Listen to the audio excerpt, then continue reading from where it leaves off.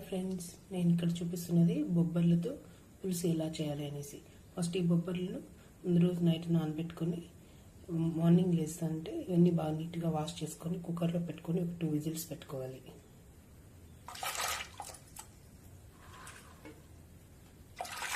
ఇందులోనే కొద్దిగా సాల్ట్ కూడా యాడ్ చేసుకోవాలి. బొబ్బర్లు అన్నీ వేసుకొనేసి దీన్ని ఇలాగ వేసుకొని కుక్కర్ మూత పెట్టుకోవాలి. సాల్ట్ అనేది మనము 2 విజిల్స్ వచ్చిన తర్వాత అయినా వేసుకోవచ్చు, లేదా ఇలాగైనా యాడ్ చేసుకోవచ్చు. నేను 2 విజిల్స్ వచ్చిన తర్వాత వేసుకుంటాను.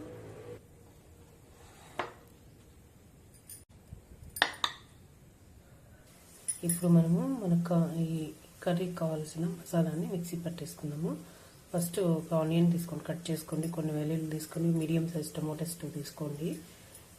మిక్సీ జార్ తీసుకొని ఇందులోకి కొన్ని పల్లీలు వేసుకోండి. First mixie పట్టేసుకోండి.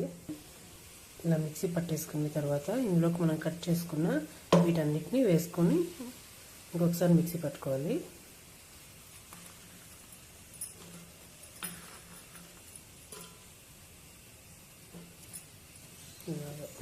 అందులోకి పప్పుచారు పొడి ఒక 1/2 స్పూన్ వేసుకోవాలి.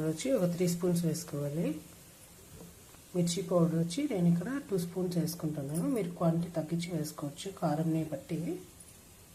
ఇవన్నీ మిక్సీ పట్టేసుకోవాలి. దీన్ని మన కుక్కర్ ఇలా ఒక 2 విజిల్స్ రావాలి.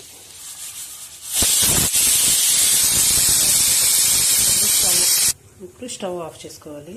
దీన్ని ఇలా మిక్సీ పట్టుకునేసిన తర్వాత ఇందులో కొద్దిగా వాటర్ యాడ్ చేసుకుని ఇంకా బాగా మెత్తగా మిక్సీ పట్టుకోవాలి. దీన్ని ఇలా వచ్చేస్తుంది.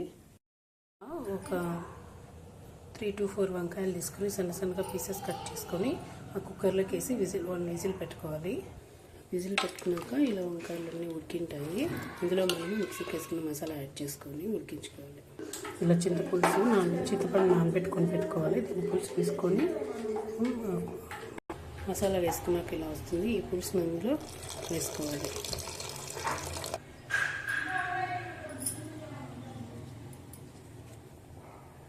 ఇందులో కాస్త పసుపు యాడ్ చేసుకోవాలి. ఇది బాగా ఉడికిన తర్వాత దించేసుకొని పోపు పెట్టుకోవాలి. ఇలా బాగా ఉడికిన తర్వాత పోపు పెట్టుకోవాలి.